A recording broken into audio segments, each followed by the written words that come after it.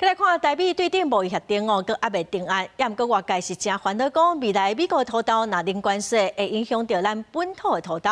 婚姻館長陳忠立先哦，昨嘛是佮批評講，若犧牲農民的權益，就是毀掉農民的政策。農業部長陳冠貴早起是表示講，伊無認同這款唱衰台灣的話，這嘛讓忠立先哦是真不滿。有立委嘛質疑講，若佇台灣用美國進口的土豆做的土豆醬，產地若標示台灣哦，這敢嘛是另外一種的生產地。香港講的土豆湯、土豆酥，這就是台灣人慣習佮介意的台灣味。未來美國土豆有可能以零關稅進口，引發產地標示佮市場衝擊的討論。面對外來競爭，產地這邊嘛咧想講愛安怎應用。無論是台灣的土豆農也好，台灣的這做土豆業者也好，愛甲台灣的迄個土豆，迄個價值觀一定愛當講用標示來會當提升伊個本身價值。雲林是台灣土豆主要的產地，縣長張立先批評這是別當。農業部長陳俊貴回應，無認同這款看台灣無的話，中央甲地方架空交會有味真重。身為農業縣的縣市首長，用這樣的話去唱衰台灣農業，我其實不是很認同。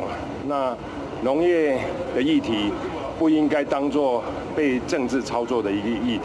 我身為農業大縣的這個首長，我為農民發聲，沒有錯吧？有什麼錯呢？而且呢，這不要什麼事都泛政治化，跟政治完全扯不到邊。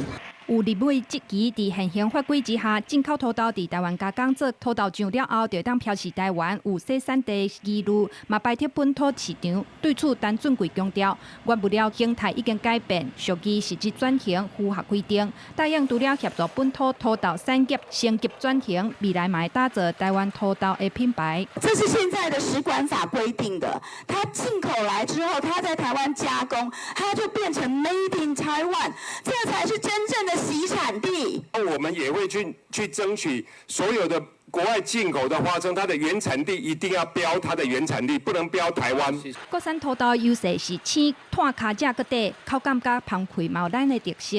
農業部希望用價值戰取代價效戰，不過在貿易大門拍開了後，安怎透過精準的產地來源辨識，讓消費者在買物件時通選擇，守護在地價值，嘛考驗政府的執行力。